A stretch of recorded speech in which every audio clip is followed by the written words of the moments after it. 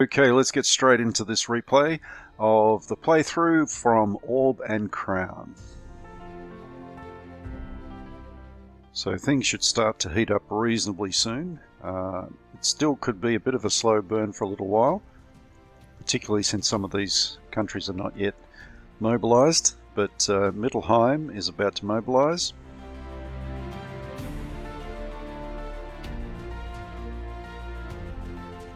Nick is trying to valiantly defend the Gnome Kingdom, and here is the attack against Watersbend. Ooh, that looked like it's going to be a juicy counterattack.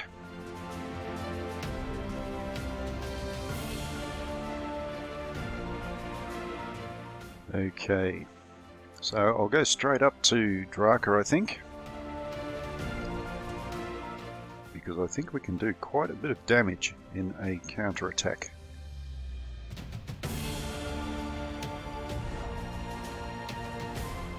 Okay, so the Tribal League is going to come online soon. They are not part of the victory conditions, but they are an important part of the game because they sit by themselves. Let's just cancel that for a moment.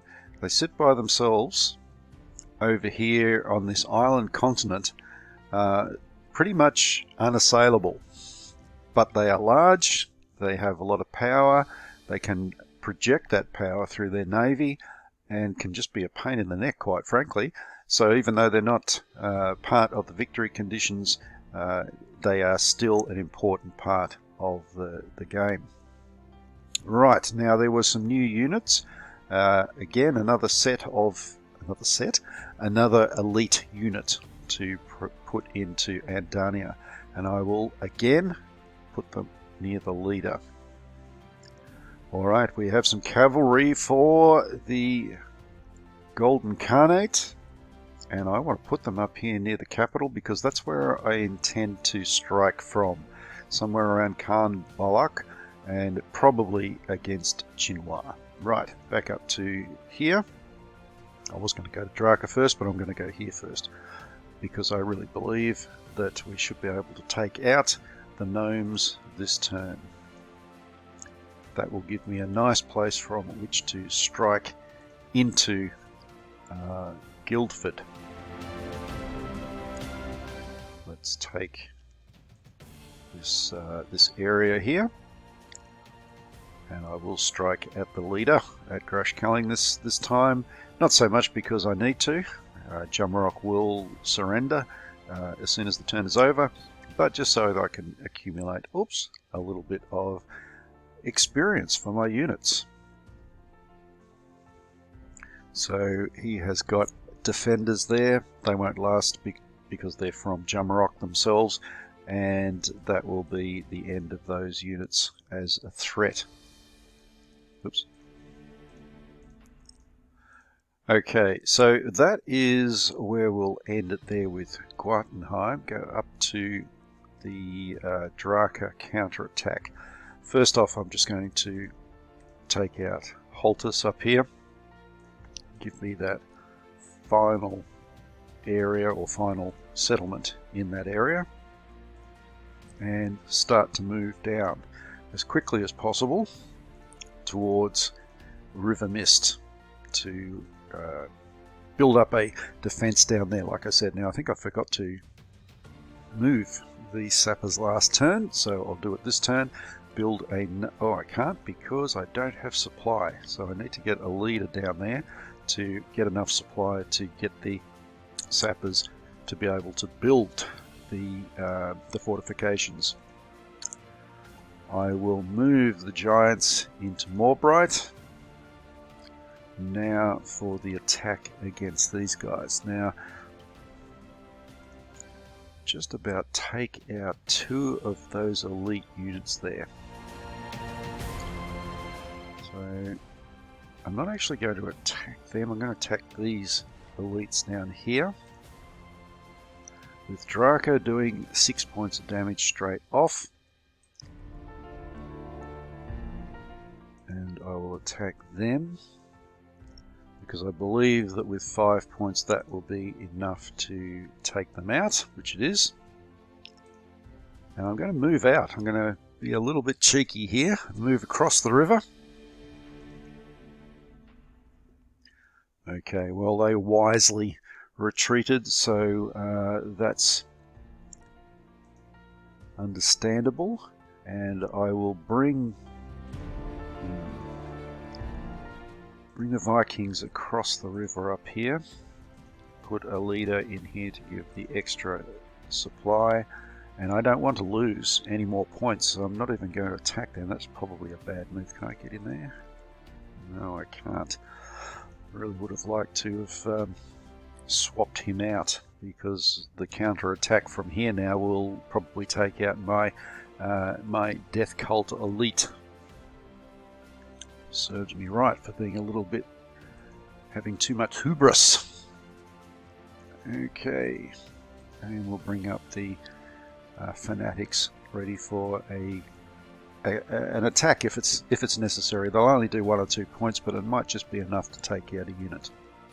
Alright, Jotunheim is now done. The Vikings are not quite mobilized, 99%. They can't get much closer than that. So I will just move them into preparation mode, and also the longships, I will send them out as raiders. Even though they're not mobilized, they will at the end of this turn, and they can raid the convoy or the trade route into Angnord. Over to Andania, 191 gold pieces, and it's time to move the navy out. Just give myself a bit more of a view here.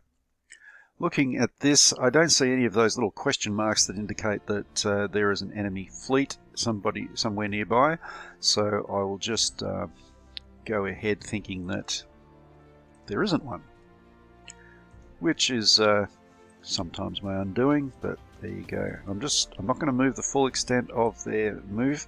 I'm just going to put them in a position where they can strike out to this direction, otherwise known as the west, or down to the south. Going over to Potentia, they're 1 point off being able to afford some veterans, so I will reinforce the Empress. She brings on board more staff, and we wait for the armies to be built, which will come quicker once they start to mobilize. Now they're on 81% now, so it's not too far away. 204 left, so look, I'm a little bit of a sucker when it comes to spending every last cent, so I'm going to put 200 into armor. Okay, over to the Golden Khanate, 248, so they're 2 points off getting cavalry. We'll take this spot, this settlement down in the south here, just for the points. There's no other reason, there's no strategic reason to have it. When Nova Spes comes on board for Potentia, it will be an ally, so it's actually quite a useful route to come through here. But generally speaking, if the Golden Khanate takes this, then Nova Spes comes through in the south towards the Tammuz port. Alright, let's move them back out. I'm going to move them quickly out, and I'm just going to leave. Will I do that? No, I don't think I will. I think I'll put an actual infantry unit in there and put a garrison in there. Move the leaders up. These guys can move pretty quickly, so I don't need to worry about them too much. Move the leader up. Just move the veterans and the cavalry.